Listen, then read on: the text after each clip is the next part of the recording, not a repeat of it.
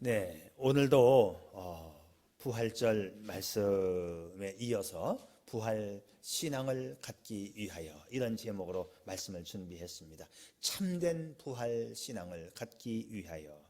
여러분, 이 세상에서 가장 강한 것이 뭘까요? 저는 죽음의 권세라고 생각합니다. 아무도 이 죽음 앞에 꼼짝을 못해요. 코로나 바이러스가 무서운 것은 죽음 때문에 무서운 거지요. 그래 어거스틴이 이런 말을 합니다. 이 세상 모든 것이 불확실하지만 죽음만큼은 확실하다. 인간들은 피할 수 없는 이 죽음을 피해보고자 갖가지 헛된 시도들을 많이 해왔습니다. 삼천갑자를 살았다고 하는 이 동방사기의 이야기가 나온 것도 인간이 죽음을 두려워하고 오래 살기를 염원한 데서 나온 이야기 아니겠어요? 삼천갑자다. 1갑이 60이니까는 3, 6, 18, 18만 년을 살았다는 거예요.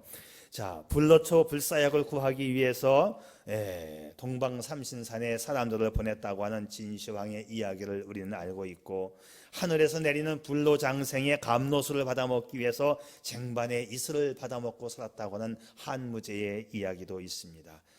이슬을 받아먹고 살았다. 그거 뭐 참이슬인가 뭔가 하는 이슬 많이 먹으면 일찍 죽습니다.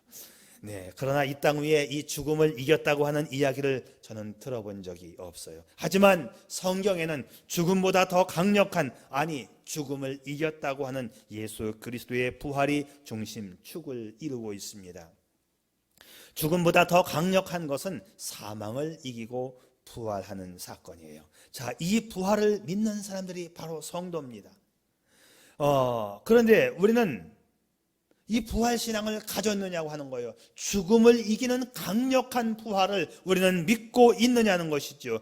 자, 그런데 우리는 물어보면 너무 쉽게 믿습니다 대답은 하지만, 정말 이 강력한 부활신앙을 가지고 있으면 정말 강력한 증거가 나타나야 되는 것인데 너무나 쉽게 말을 하면서 믿는 믿음의 모습은 보이지 않는 것 같습니다. 참으로 믿기 어려운 부활을 믿는다면 그 믿음에 대한 증표가 나타나야 되는 거예요. 믿음에는 항상 행동이 수반되기 때문이지요. 우리가 그 막강한 죽음을 이겨낸 어마어마한 부활을 믿는다고 하는 그 믿음의 증표는 무엇입니까? 생각해 보세요. 보통 말이죠, 사람들이 믿을 수 없는 일을 해냈다면 입이 건질건질해서 견디지를 못하는 거예요. 아, 이런 일이 있었다고, 내가 이렇게 했다고. 뭐 예컨대 헤엄을 쳐서 태평양을 건너 미국까지 가는 사람이 있다고 생각해 보세요. 아, 그 사람 가만히 있겠습니까? 내가 했다고 온 세상이 떠들썩 갈 거 아닙니까? 내가 달리는 기차와 부딪혔는데 나는 멀쩡하고 기차가 찌그러졌다고, 막 이런 사건이 벌어지게 되면 그 사람 가만히 있겠어요? 막 그냥 동네방네 소문을 내고 전 세계의 뉴스거리가 될 겁니다. 바로 예수님의 부활 사건이 그런 거예요. 그런데 우리는 부활을 믿으면서도 너무 잠잠한 것 같아요. 이 어마어마한 부활 사건을 믿었으면 그 어마어마한 믿음의 증표가 따라와야 되는 것인데, 너무나 이 부활을 쉽게 여기는 것 같아서 오늘 지난주에 우리가 부활절 예배를 드렸지만 한 번 부활절 설교하는 거 가지고 제 마음의 양이 차지 않아요. 그래서 오늘 또 한 번 부활절 관련된, 부활에 관련된 설교를 여러분께 드리는 것입니다. 자, 예수님의 부활이 이게 보통의 사건이 아니고, 이 사건을 믿는다는 것이 보통의 믿음이 아닌 것입니다. 옛날에 보면 간혹 죽은 사람들이 하루 이틀 후에 다시 살아나는 경우가 있었어요. 그래서 3일장을 치르잖아요. 돌아가신 지 3일장을 치르는 것은 다시 살 가능성이 있으니 3일간만 기다려보자 하는 그런 전통에서 3일장이 나온 겁니다. 그런데 요즘은 3일 후에 깨어나는 일이 절대로 없습니다. 왜냐하면 죽자마자 냉동 창고에 집어넣기 때문에 한번 가셨으면 그냥 영원히 가시는 것이지 다시 올 일은 이제는 절대로 없어요. 깨어나 보면 얼어 있어요. 자, 우리 예수님이 3일 만에 살아나셨는데 그냥 얌전히 죽으시고 살아나는 게 아니죠. 창으로 찔리고 칼에 베이고 채찍으로 맞아서 살이 찢겨나가고 물과 피를 다 쏟았어요. 사람이 물과 피를 다 쏟아냈다. 그리고 십자가에 매달려서 죽으셨기 때문에 십자가에 묶여 매달리니까 이 체중이 밑으로 가라앉을 거 아니에요. 그러니까 이 체중이 가라앉으면서 심장이 위축이 되고 예수님의 사인은 심장이 위축되면서 숨을 쉬지 못해서 질식사, 심장마비로 질식사했을 것으로 그렇게 최종 사인을 추측을 하는 겁니다. 자, 그러니까 우리 예수님은 누가 봐도 3일 만에 다시 살아날 수 있는 가능성이 1%도 안 되는 상태에서 살아나신 것입니다. 누구보다도 이런 사실을 잘 아는 제자들이었기에 약속대로 예수님이 다시 살아나신 것을 확인하자마자 그들의 행동은 무섭게 변한 거예요. 이건 있을 수 없는 일이 일어난 것이거든요. 자, 이것이 부활을 참으로 믿었던 제자들의 모습이었습니다. 자, 지난 주일 말씀에서는 이 믿기 어려운 부활을 믿는다면 우리가 영적인 눈이 열려지고 영적으로 마음이 뜨거워지고 새로운 인생을 살게 된다는 말씀을 제가 드렸습니다. 자, 오늘 우리는 자신에게 이런 질문을 한번 던져봅시다. 난 정말 부활신앙을 가진 건가? 난 정말 이 부활신앙을 가졌는가? 1년에 한 번 부활절 예배를 드리는 거 너무 형식적인 것은 아닐까 생각이 되어졌습니다. 1년에 한 번 부활신앙을 되새겨보고 기념하고 다시 확신하는 일이 너무 빈약한 것 같아요. 다시 한번 오늘도 이 부활에 대해서 생각하고 다짐해 볼 수 있기를 바랍니다. 완전히 만신창이가 되어서 죽으신 예수님이 다시 살아나셨다. 정말 믿기 어려운 사건입니다. 믿기 힘든 것을 믿어야 진짜 믿음이에요. 실천하기 어려운 것을 실천해야 진짜 믿음입니다. 우리의 믿음은 믿기 힘들고 실천하기 어려운 장벽을 넘어서는 진짜 믿음이기를 축복합니다. 자, 우리가 부활신앙을 갖기 위해서는 몇 가지 장벽을 넘어야 합니다. 첫째는 이 사회적인 장벽을 넘어야 합니다. 우리가 예수 그리스도의 부활을 믿고 그리스도인으로 살아간다는 것이 무척 힘든 일입니다. 그 당시에 정치권에서는 말이죠, 예수 믿는 자들을 가혹하게 잡아 죽였습니다. 뿐만 아니라 그 유대교의 그 기득권층에서도 예수의 부활을 인정하지 않았어요. 당시에 보게 되면 정치, 종교, 사회 각 층에서 총체적으로 부활을 인정하지 않았어요. 참된 신앙은, 참된 부활 신앙은 이런 사회적인 장애물, 이 장벽 요소를 다 이겨내는 것입니다. 자, 그때는 말이죠, 부활을 부정하는 많은 이야기들이 매스컴을 탔습니다. 자, 요즘 세상 사람들이 기독교를 폄하하는 것과 비슷한 이야기예요. 자, 이 기독교를 부정하는 많은 주장들이 있었는데 어떤 것이냐? 제가 한 5가지로 정리해 보았어요. 첫째, 착각설이다. 사람은 누구든지 착각을 할 수 있잖아요. 그 착각의 원리의 전제하에 부활을 한 것도 제자들이 착각을 한 것이다, 이렇게 주장하는 일들이 있었습니다. 두 번째는 허위설입니다. 자, 예수님의 제자들이 3년 동안 예수님을 따라다녔는데 자기들을 두고 십자가에 죽게 되자 너무 허무하고 아쉬워서 예수님이 부활을 했다라고 허위로, 거짓말로 지어낸 거다, 이런 이야기들이 돌았습니다. 그리고 로마 군인들에게 돈을 주어서 예수님의 시체를 다른 곳으로 옮겨놓고는 저렇게 거짓말하는 거다, 그것이 허위설이었습니다. 세 번째는 무덤 오인설이라는 게 있었어요. 여인들이 향품을 가지고 와서 예수님의 시체에 발라드리려고 무덤으로 갔잖아요. 그런데 무덤이 비어 있었잖아요. 여인들이 너무 흥분이 되고 막 예수님을 사모한 나머지 이 향수를 가지고 예수님의 무덤으로 갔는데 예수님의 무덤을 잘못 찾아갔다. 그래서 텅텅 비어있는 무덤을 찾아가서는 예수님이 부활했다고, 이게 무덤 오인설이 또 그때 이런 루머가 막 돌아다니고 있었어요. 네 번째는 기절설입니다. 예수님이 완전히 죽은 것이 아니라 십자가에서 잠시 기절을 했다가 그 상태의 무덤에 집어넣어놨는데 밤중에 의식이 깨어나가지고 혼자 돌문을 열고 나와서 어디론지 도망가 버렸다. 그게 기절설입니다. 마지막 5번째 환상설은 뭐냐? 제자들이 너무 피곤하고 지친 나머지 환상을 보고는 예수님이 부활했다라고 믿은 것이다. 이것이 환상설입니다. 자, 그런데 말이죠, 이런 주장들이 다 거짓말이라고 하는 것은 고린도전서 15장에서 밝혀졌습니다. 부활하신 주님께서 500여 형제에게 동시에 보이셨다 그랬어요. 500명에게 동시에 보이셨다. 사람이 거짓말 할 수 있어요. 사람이 허위 진술할 수 있어요. 사람이 환상을 볼 수 있습니다. 그렇지만 500명의 사람이 동시에 똑같은 거짓말을 하고 똑같은 환상의 이야기를 하고 똑같이 허위 진술을 한다는 것은 이건 불가능해요.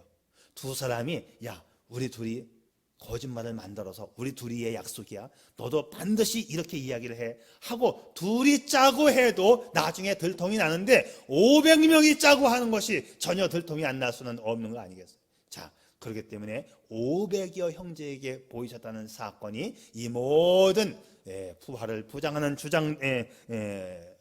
부정하는 주장들을 일소에 갈아치울 수밖에 없었던 것이죠. 자, 이런 가짜 뉴스들이 판을 치고 있는 세상에서 부활절을 지킨다는 것 매우 힘든 이야기였었습니다. 그런데 초대교회 사도들과 일부 성도들은 순교를 각오하면서까지 이 부활신앙을 믿었고 또 전파해서 이 부활신앙을 지금까지 우리에게 전수해 주었습니다. 요즘의 세상은 우리가 신앙을 유지하는데 죽음까지 요구하지는 않습니다. 하지만 교묘하고 아주 다양한 방법으로 세상은 우리의 신앙생활을 불편하게 만듭니다. 정말로 부활신앙을 믿는다면 여러분 이 사회적인 장벽을 이겨낼 수 있기를 바랍니다. 두 번째, 부활신앙을 갖기 위해서는요 개인적인 의심을 또 넘어가야 돼요. 제자들도 부활 소식을 듣고는 단번에 믿지를 못했습니다. 지난 주일에 엠마오로 가는 두 제자의 이야기를 떠올려 봤지요. 말씀을 나누었는데 그 이야기를 한번 떠올려 봅시다. 이 두 제자가 자기의 고향인 엠마오로 갔지요. 슬픔, 낙심하여. 그런데 십자가에 죽는 사건을 보고 곧바로 간 게 아니에요. 십자가에 금요일 날 죽으셨는데 토요일 지나고 그 다음 부활하는 일요일, 주일날까지 예루살렘에 있었어요. 여러분 예루살렘에 머물렀다고 한다면 무슨 소리를 들었겠어요? 오늘 마가복음에도 나옵니다. 11절 말씀에서 그들은 예수께서 살아나셨다는 것과 마리아에게 보이셨다는 것을 듣고도 믿지 않았다. 제자들이 쉽게 믿은 게 아닙니다. 예수가 부활했습니다. 여인들이 보고 와서 말을 해 주었는데도 안 믿었다는 거예요. 자, 이 두 제자만 안 믿은 게 아니고 제자들이 모여 있을 때에 그들에게 말했는데 그들도 다 같이 믿지 않았습니다. 무슨 얘기냐? 이 부활 사건을 믿기가 그렇게 어려운 거예요. 분명히 물과 피를 다 쏟으시고 살아날 가능성은 1%도 없는 상태에서 살아났다? 말도 안 되는 이야기였었거든요. 그래서 믿지 못하고 엠마오의 제자는 낙심하여 고향으로 가던 길이었습니다. 자, 그러면 열심히 특심이었던 베드로는 어떠했을까요?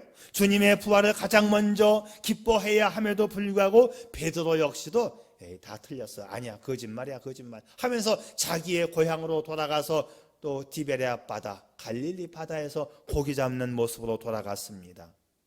의심하면 빼놓을 수 없는 도마도 마찬가지죠. 이 도마는 다른 동료 제자들이 예수님이 부활했다고 다 같이 이야기를 하는데도 나는 말이지 내가 그 손에 못자국을 보며 내 손가락을 그 못자국 사이에 넣으며 내 손을 그 옆구리에 넣어보지 않고는 믿지 않겠노라. 이렇게까지 말했던 도마의 모습을 보게 되면 그때 당시의 제자들이 얼마나 믿기가 어려웠던가를 보여주고 있습니다. 도마의 말은요 믿을 수 없다 정도가 아니고 아예 나는 부활을 믿지 않겠다 그렇게 지금 단정지어 이야기하는 것입니다. 자, 그로부터 8일이 지난 후에 제자들이 모였을 때에 그때는 도마도 있었어요. 근데 주님께서 도마의 마음을 이미 아셨죠. 오직 도마에게만 말씀하십니다. 내 손가락을 이리 내밀어 내 손을 보고 내 손을 내밀어 내 옆구리에 넣어보라. 그리하고 믿음 없는 자가 되지 말고 믿는 자가 되라. 자, 이때는 도마도 믿었습니다. 그리고는 도마는 나의 하나님, 나의 주님 이렇게 고백을 했지요. 제자들도 부활의 소식만 가지고는 믿지를 못했습니다. 부활을 믿는 것이 이렇게 어려웠다는 사건이에요. 그러나 한번 믿고 나니까 이제는 두려울 것이 없어졌습니다. 무섭게 돌변을 했습니다. 유독 기독교에만 있는 부활의 이야기입니다. 예수님의 부활은 사망에서 영생으로 이어지는 하나님의 계획이었습니다. 때문에 부활이 없으면요, 복음도 거짓이고 구원도 거짓이고 교회도 존재할 수 없습니다. 부활 승리는 교회를 교회되게 하는 영원한 보증 수표입니다. 예수 그리스도의 부활은 기독교만이 가지고 있는 유일무이한 진리입니다. 그러기에 우리 주님의 부활은 성탄절보다 더 의미가 있고 더 고백적인 믿음의 기초가 되는 것입니다. 이 세상 그 어느 종교도 이렇게 부활을 가지고 있는 종교는 없는 것입니다. 여러분, 정말 이 부활을 믿으시나요? 그러면 우리도 이 엄청난 부활의 믿음을 가지고 이 부활의 증표를 우리가 보여줄 수 있어야 합니다. 어떤 이슬람교의 열렬한 신자가 우연히 신약성경을 읽고 그리스도교로 개종을 하게 되었어요. 그러자 이슬람교의 지도자들이 모여서 그리스도교로 개종을 한 이 사람을 불러다가 신문을 합니다. 당신은 어떤 과정을 통해서 개종을 하게 되었는가? 개종자가 대답해요. 저는 세상을 살다가 길을 잊어버렸습니다. 길을 잃어버려서 길을 찾기 위해 헤매다가 죽은 사람과 산 사람을 만났습니다. 자, 이런 경우에는 누구에게 길을 물어보는 것이 옳은 일이라고 생각합니까? 하고 되물었어요. 그랬더니 그 신문관들이 가볍게 대답하기를, 그거야 당연히 산 사람에게 물어야 가르쳐 주지. 그러자 개종자는 대답하기를, 그렇습니다. 그래서 저는 죽었다가 부활하여 지금도 살아계신 예수 그리스도에게 길을 물어보기로 했습니다. 마음에 드는 죽었기 때문에 길을 물어볼 수가 없었습니다. 이것이 내가 그리스도교로 개종한 이유입니다. 그런데 이 사람은 부활하신 예수 그리스도를 자신의 구세주와 주님으로 믿었다는 이유로 처형되어서 생을 마감하게 되었습니다. 지금 이 땅에서 조금 더 사는 것이 문제가 아니라 사망 원사를 이기시고 부활하신 예수 그리스도를 믿어 영원히 사는 것을 선택하는 저와 여러분 될 수 있기를 축복합니다. 그래서 살아있는 믿음은요, 내 목숨을 내어놓고라도 믿을 수 있는 참신앙이 되어야 그것이 살아있는 믿음이 되는 거예요. 이것이 부활신앙입니다. 그래서 믿기 어려운 사회적인 장벽과 개인의 의심의 장벽을 다 뛰어넘어야만 부활신앙을 가질 수 있는 것이에요. 한번 부활신앙을 가졌으면 우리는 놀랍게 변화되어져야 하는 것입니다. 어떻게 변화되어져야 할까요? 마지막입니다. 결론, 부활의 증인이 되어야 돼요. 이 어마어마한 사건을 믿었는데 왜 입을 다물고 있어요? 내가 정말 예수를 믿는다고, 이 예수를 믿어야 산다고, 당신도 부활할 수 있다고 우리는 증거해야 되는 거 아닙니까? 부활의 증인이 아니면 부활신앙이 아닌 것이지요. 참된 부활신앙의 증표는 부활의 증인입니다. 이 믿기 어려운 부활의 신앙을 내가 가지고 있는가를 확인하는 가장 정확한 진단 키트가 뭐냐? 나는 부활의 증인으로 살고 있나? 나는 정말 전도하고 있느냐, 이 말입니다. 사회적인 장벽이 나를 막아도 나는 부활을 믿어야 하는 것입니다. 정치적인 공약이 나를 유혹해도 나는 성경에 의비되는 것이면 거기서 돌아서는 것이 부활신앙이고 부활 증인입니다. 세상은 다양한 방법으로 유혹하고 우리의 이 부활신앙을 차단할 수도 있습니다. 그러나 참된 부활신앙은 눈앞에 보이는 선악과를 따라가는 것이 아니라 목숨을 내어놓고라도 성경적 세계관으로 살아가는 것이 부활신앙임을 믿을 수 있기를 바랍니다. 그래서 부활신앙은 우리의 능력이 감당하지 못할 일을 하게 하는 거예요. 내가 부활의 능력을 믿는다면 나는 모든 것을 할 수 있는 능력의 사람이 된다고 성경은 약속해 주고 있습니다. 원수를 위해 기도하고 사랑할 수 있는 것도 부활 신앙의 능력입니다. 나를 희생하여 섬기는 것도 부활 신앙의 능력입니다. 자, 그 믿기 어려웠던 부활 신앙을 가졌던 제자들 보세요. 그렇게 귀가 닳도록 3일 만에 부활한다는 그 말씀을 예수님으로부터 직접 3년 동안 들었음에도 불구하고, 또 실제로 부활했다고 하는 그 여인들의 증언을 들었음에도 불구하고 믿지 않았던 제자들, 그러나 그들이 부활신앙을 가졌을 때에는 그들은 완전히 변화되었습니다. 겁에 질려있던 낙심했던 이들이 부활을 증언하기 위해서 기꺼이 목숨을 내어놓았고, 부활하신 예수님을 증언하기 위해서 어떤 이는 십자가에 거꾸로 매달려 순교하기도 했습니다.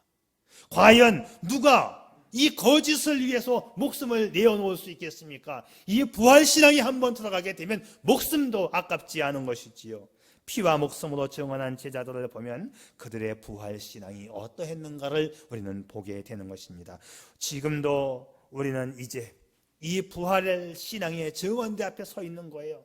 이제 결단은 나의 차례입니다. 정말 내가 이 부활신앙을 가지고 목숨 내놓고 내가 이 땅을 살아갈 것인가 하는 것을 다시 한번 여러분 마음속에 다짐해 볼 수, 또 진단해 볼 수 있기를 바랍니다. 부활하신 주님은 제자들에게 부활의 증인이 되라고 누차 말씀하셨어요. 마태복음 28장 마지막 절에서도, 마지막 장에서 이에 예수께서 이르시되 무서워하지 말라, 가서 내 형제들에게 갈릴리로 가라 하라, 거기서 나를 보리라 하시니라. 갈릴리로 가라. 왜? 갈릴리 지역에 소망 없는 사람들에게 부활의 복음을 증거하라는 거예요. 우리가 부활 증인으로 살아가는 것이 주님의 뜻입니다. 증인이라는 말은 목격자라는 뜻이에요. 남으로부터 들은 것만 가지고는 증인이 될 수 없어요. 내가 직접 보거나 체험한 것만을 증언할 수 있습니다. 법정에서 증언할 때 들은 거 가지고는 판사가 그 증거 채택을 받아주질 않아요. 네가 봤냐? 네가 만져봤냐? 네가 보았냐? 경험해 보았냐를 확실하게 묻습니다. 제자들은 살아있던 예수를 경험했고 죽음을 직접 목격했고 다시 부활하신 예수님을 만나 보았습니다. 죽음의 전후를 모두 경험한 제자들이야말로 예수의 부활을 가장 훌륭하게 증거할 수 있는 강력한 증인들입니다. 그래서 예수께서는 이제는 너희가 증언을 하라. 그래서 예수님은 이 사실을 보여주기 위해서 제자들에게 만나주시고, 또 안 믿는 자가 있으니까 8일 만에 또 와서 또 만나주시고, 나중에는 500여 형제에게 보여주신 것입니다. 자, 그렇지만 우리는 예수님을 생전에 보지도 못했고 그의 죽음을 목격하지도 못했고 부활하신 예수님을 직접 만나지도 못했습니다. 그럼에도 불구하고 우리는 그분의 부활을 증언할 수 있습니다. 성령님을 통해서 깨닫게 하시는 은혜로 예수 그리스도의 부활을 믿고 증언할 수 있는 것이지요. 성경은 여러 곳에서 증인이 되라고 말씀하시는데 아주 유명한 말씀입니다. 오직 성령이 너희에게 임하시면 내 증인이 되라. 성령의 능력으로 우리는 증인이 될 수 있다고 성경은 말하고 있습니다. 부활의 증인이 되라는 부탁을 받은 저와 여러분, 당신이 참으로 부활의 주님을 믿는다면 나는 부활의 증인이라고 고백할 수 있기를 바랍니다. 그리고 예수를 증거할 수 있기를 바랍니다. 올해에도 연말에 가서는 부활의 증인된 삶을 산 성도들에게는 또 시상을 할 것입니다. 부활의 증인으로 올해도 열심히 살고 전도할 수 있기를 축복합니다. 사도행전에도 보게 되면요, 베드로의 설교가 나옵니다. 제가 내용이 길어서 간략하게만 적어왔는데, 아브라함과 이삭과 야곱의 하나님, 우리 조상의 하나님이 그의 종 예수를 영화롭게 하셨느니라. 너희가 그를 넘겨주고 빌라도가 놓아주기로 결의한 것을 너희가 그 앞에서 거부하였으니 너희가 거룩하고 의로운 일을 거부하고 도리어 살인한 사람을 놓아주기로 구하여 생명의 주를 너희가 죽였다. 자, 그 다음 절, 그런데 하나님이 죽은 자 가운데서 그를 살리셨으니 우리가 이 일의 증인이라. 하나님이 죽은 자 가운데서 살리셨으니 우리가 이 일의 증인이라. 우리는 부활의 소식을 모든 사람에게 전해주어야 할 증인이어야 합니다. 복음을 전해주는 것은 가장 큰 사랑의 실천 아닙니까? 그 사람이 복음을 듣고 주님을 믿고 부활의 생명을 얻어 영생을 얻게 되는 것보다 더 큰 사랑의 실천은 없는 것입니다. 자, 그런데 말이죠, 부활의 증인으로 산다는 것은 부활의 새 생명으로 산다는 그런 축복의 말씀입니다. 로마서에서도 말씀하고 있어요. 그리스도께서 아버지의 영광으로 말미암아 죽은 사람들 가운데서 살아나신 것과 같이 우리도 또한 새 생명 안에서 살아가기 위함이라. 주님의 명령에 순종하면 복을 받습니다. 전도하면 복을 받습니다. 복음을 전하면 복이 있어요. 부활의 증인이 되면 복이 있습니다. 너희는 온 천하에 다니며 만민에게 복음을 전하라. 오늘 본문의 마지막 절 15절 말씀이에요. 우리는 순종하는 것만큼 믿는 것이고 순종하는 것만큼 복을 받는 것입니다. 복음을 가지고 부활의 증인으로 사는 만큼 복된 삶을 사는 거예요. 자, 성경 말고 또 성경과 비슷한 위경이라는 것이 있어요. 약간 좀 조잡하기는 하지만 성경에 있는 내용 비슷한 위경이 있는데, 우리는 위경을 우리는 성경으로 인정하지는 않습니다만 성경을 연구하는 사람들은 참고하는 참고서 정도의 위경이라는 게 있어요. 자, 사실 이 위자는 거짓 위자예요.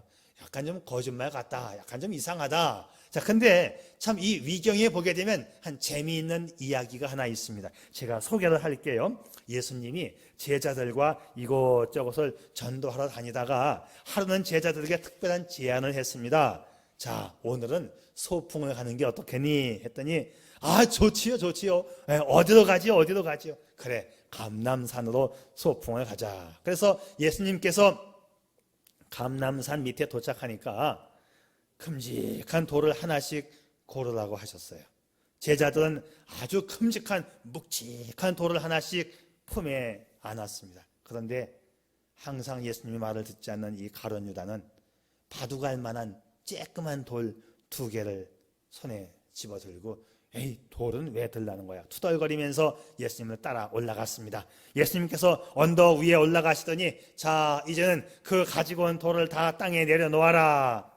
그리고는 예수님이 손을 들어서 축복기도 하고 나고 축복기도를 하고 아멘 하고 나니까 들고 왔던 돌멩이가 다 빵으로 변했어요.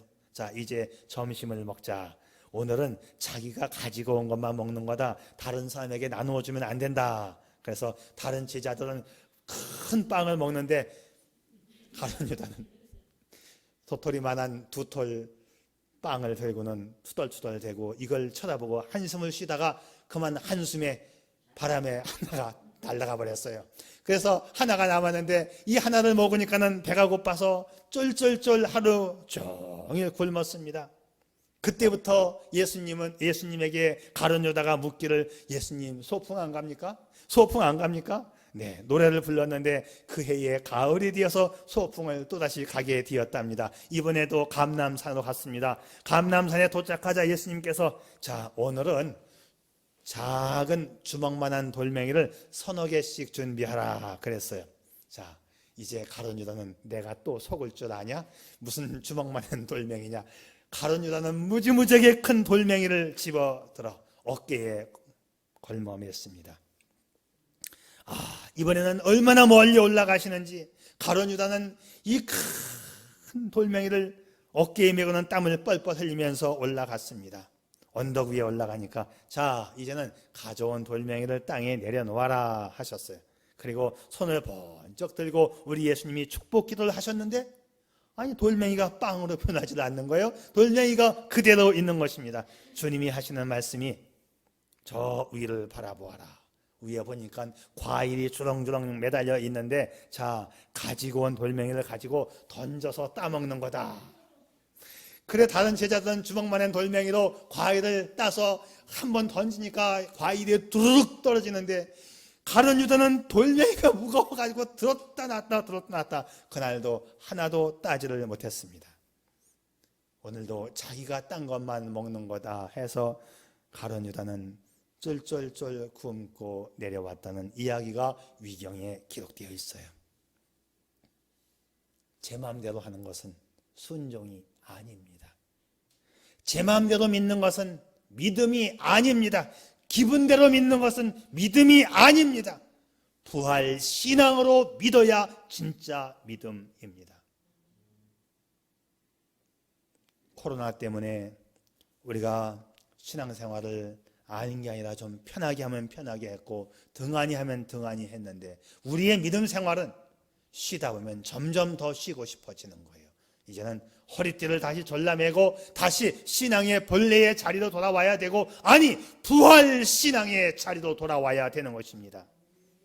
말씀대로 열심으로 다시 한번 믿을 수 있기를 주님의 이름으로 축복합니다. 부활의 증인으로 전도하며 살아야 되는 것입니다. 우리가 마가복음 26장 오늘 본문의 말씀 맨 마지막은 제가 읽지 않았지만 마지막 부분 우리 한번 함께 읽었으면 좋겠어요. 제가 길기 때문에 요약을 해 놓았습니다. 자, 우리 다 같이 읽겠습니다. 다 같이 시작. 제자들이 이 약속의 말씀을 듣고 복음을 전파할 때 부활하신 예수님은 그들에게 힘을 주고 능력을 주어 귀신을 쫓아내고 독을 마셔도 해를 입지 않고 병든 사람을 살려내는 축복을 주셨다. 아멘. 이것이 오늘 우리가 15절까지 읽었고 16절부터 나오는 내용이에요. 자, 한마디로 정리하면 부활은 믿기가 무지무지 어려운 것이지만 믿기만 하면 놀라우게 변화되는 것입니다. 그리고 믿음대로 부활의 신앙을 갖고 부활의 증인으로 살면 변화된 삶 속에 놀라운 능력과 축복이 주어진다고 성경은 약속하고 있는 것이지요. 오늘 이 시대 속에서 부활의 신앙으로 복된 삶을 살아가는 저와 여러분이기를 축복합니다. 축복합니다. 기도하겠습니다. 인류가 소유한 기록 가운데 사복음서만큼 성스럽고 진실한 피 묻은 기록은 없을 것입니다. 요한복음의 거의 절반은 예수님의 순환과 죽음, 부활의 일주일을 기록하였습니다. 또 사도행전 속 수백 명의 순교자들은 예수님의 부활을 직접 목격했습니다. 인류 역사에 등장한 수많은 증인 중 예수님의 부활 증인보다 더 진실한 증인은 없었습니다. 또 그렇게 많은 증인이 순교자가 된 것도 놀라운 사실입니다. 이것이 공모 사기 사건이라면 그들이 대체 무슨 대가를 바란 것이었을까요? 이 땅에서 내세에서 그리고 영육 간에 백에 하나도 유익이 없는 일을 위해서 그렇게 많은 사람이 기쁨으로 피를 흘리며 순교할 수 있었을까요? 안식일이 주일로, 할례가 세례로, 회당이 교회로 바뀐 이유도 부활의 역사성 외에는 그 근거를 설명할 수 없습니다. 지금도 부활의 역사는 계속되고 있습니다. 부활의 신앙은 죽음을 이기는 신앙이요, 죽어도 다시 사는 신앙이며 죽어서도 신자들을 이기는 신앙입니다. 인류의 참 희망인 예수 그리스도 부활의 복음을 전합시다. 세상은 지금 이 복음을 간절히 기다리고 있습니다. 이 일에 당신이 증인되기를 축복합니다. 아멘. 예수께서 가라사대 나는 부활이요 생명이니 나를 믿는 자는 죽어도 살겠고 무릇 살아서 나를 믿는 자는 영원히 죽지 아니하리니 이것을 내가 믿느냐? 아버지 하나님 믿습니다. 부활의 믿음을 가지고 부활의 증인으로 살겠습니다. 다시 일어서게 도와주시고 코로나를 이기고 다시 일어서서 믿음의 행진을 계속하여 복된 삶을 누려가는 우리 반석교회 성도들 되게 해 주시옵소서. 예수님의 이름으로 기도드리옵나이다. 아멘.